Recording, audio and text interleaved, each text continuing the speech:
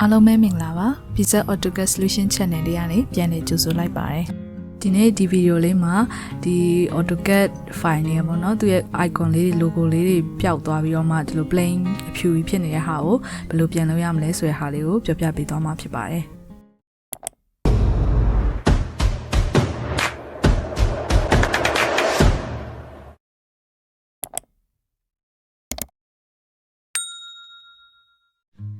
အရင်ဆုံး first option အနေနဲ့ဒီ window ကဒီ AutoCAD software ရဲ့ file extension လေးကိုပြန်တည်သွားလို့ Reassociate ပြန်လုပ်ပြရမှာပေါ့နော်အဲ့လိုလေးလုပ်ဖို့ AutoCAD file ပေါ်ကို right click နှိပ်ပြီးတော့မှ OpenWith အဲဒီမှာဒီမှာ more apps ဆိုတဲ့ဟာလေးကနေပြီးတော့မှဒီနာဒီ AutoCAD DWG launcher ဆိုတဲ့ဟာလေးကိုရွေးပြီးတော့မှဒီအောက်ဆုံးဟာလေးကိုလည်းဒီအမှန်ချစ်လေးချစ်ဖိတ်ရမှာပေါ့နော်ပြီးလို့ရရင် okay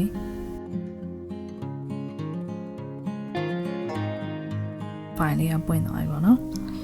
ဒီ AutoCAD icon လေးကဒီလိုမျိုးဖြစ်နေသေးရဆိုလို့ရှိရင်အဲ့ဒါလေးကိုပဲနောက်တစ်ခါ right click နှိပ်ပြီးတော့မှဒီ OpenWith ထဲကနေအောက်ဆုံးကဒီ choose another app ဆိုတဲ့ဟာလေးကိုရွေးပြီးတော့မှဒီကနေမှဒီ AutoCAD DWG လို့စာကိုပြန်ရွေးပြီးတော့မှဒီအောက်ကလည်းအမှန်ချစ်လေးချစ်ထားမှာเนาะအားလုံးပြီးသွားရင် okay ဆိုလို့ရှိရင်ရသွားပြီပေါ့နော်ဒီလို logo လေးဖြစ်သွားပြီပေါ့second option အနေနဲ့ကျတော့ reset file association ပေါ့နော်ဒီ AutoCAD software ရဲ့ဒီ file extension နဲ့ file type တွေကိုဒီ window ကမသိတော့တဲ့အတွက် reset ပြန်လုပ်မှာပေါ့နော်အဲ့လိုလုပ်ဖို့အတွက်ဆိုရင်ဒီ registry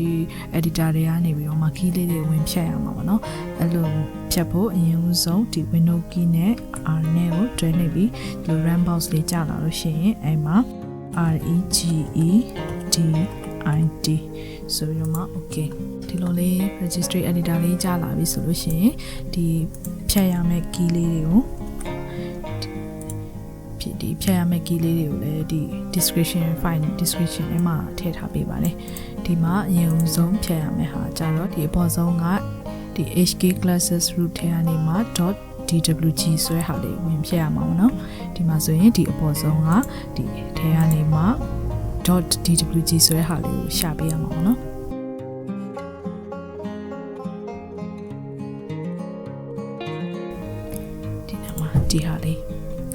ဒီဟာလေးကို select လုပ်ပြီးတော့မှ delete ပြီးတော့ရင်ဒီဒုတိယတစ်ခုပေါ့နော်ဒီ၄ခုလုံးကကိုယ့်ကွန်ပျူတာထဲမှာရှိချင်မှရှိမှာပေါ့နော်ရှိတဲ့ဟာလေးတွေကိုပဲဖြတ်ပေးလိုက်ရပါတယ်ဒီဒုတိယတစ်ခုအနေနဲ့ဆိုရင်ဒီ HK ဒုတိယ current user ထဲကနေမှ software ပေါ့နော်ဆိုလို့ရှိရင် current user တွေကနေမှ software တွေကနေမှသူ classes ကိုရွေးပြရမှာပေါ့ဒီမှာ classes ထဲမှာဒီ dwg.dwg ပေါ့နော်အဲ့ဒါလေးကိုရှာပြီးဖြတ်ပြရမှာပေါ့ဒီမှာကြတော့မရှိပေါ့နော်ဒီမှာဆို dwg ပဲရှိတယ်ဒီ dwg ရှိရဆိုလို့ရှိရင်ဖြတ်ပေးလိုက်ရမှာပေါ့နော်မရှိရင်ဒီတိုင်းပဲကြော်သွားလိုက်ရပါတယ်နောက်တစ်ခုနေလဲကြတော့ဒီ HK ဒီ user current user ထဲကနေပဲ software ဒီ software ပြီးတော့ software တွေကနေ Microsoft ပေါ့နော်ဒီမှာ software တွေကနေ Microsoft မှာ Microsoft ထဲကနေမှာ Windows ဒီအောက်ဆုံးမှာ Windows ဒီမှာ Windows တွေကနေမှာ current version ပေါ့နော်ဒီ current version လေးရွေးပေးမယ် current version ပြီးသွားရင်ဒီမှာ File Explorer ပေါ့နော် File Explorer ကိုရွေးပေးရမှာဒီမှာ Solution Explorer ပေါ့ Explorer တွေကနေမှသူ File EXTS ဆိုတဲ့ဟာလေးကိုရှာပေးရမှာပေါ့နော်ဒီနားမှာ File EXTS အဲ့ဒီထဲကနေမှ .dwg ဆိုတဲ့ဟာလေးကိုသူဖြတ်ပေးရမှာပေါ့ဒီမှာဆိုလို့ရှိရင်ဒီမှာ .dwg အဲ့ဒါလေးကို delete ပြီးသွားရင်ဒီအောက်ဆုံးတစ်ခုကလည်းဒီ window ထိကတူတယ်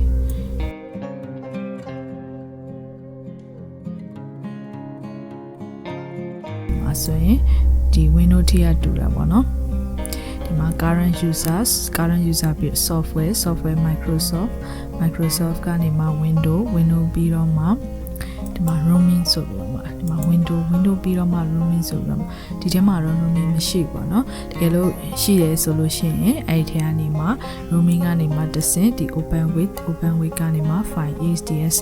ဆိုတဲ့ဟာလေးအဲ့ဒီဟာလေးကနေမှ .twg ဆိုတဲ့ဟာလေးကိုဖြတ်ပေးလိုက်ရမှာပေါ့နော်ဖြတ်ပြီးသွားပြီဆိုရင်ဒီဟာလေးကိုဒီ editor လေးကိုပြန်ပိတ်လိုက်မှာပေါ့နော်ပြီးသွားရင်ဒီ AutoCAD file လေးကို double click နှိပ်ပြီးဖွင့်လိုက်မှာပေါ့နော်ဒီလိုလေးပေါ်လာရင်ဒီ more apps ဆိုတဲ့ထဲကနေပြီးတော့မှဒီ AutoCAD DWG လောက်ချဆိုတဲ့ဟာလေးကိုရွေးပေးလိုက်ရမှာပေါ့နော်ဒီအောက်ဆုံးဟာလေးကိုလည်းအမှန်ချစ်ထားပေးရမှာပေါ့နော်ပြီးသွားရင် okay ဒီ AutoCAD ဒီ icon လေးကဒီလိုမျိုးလေးဖြစ်နေဆိုရှင်ဒီပထမ first option တော့လိုပဲပေါ့နော်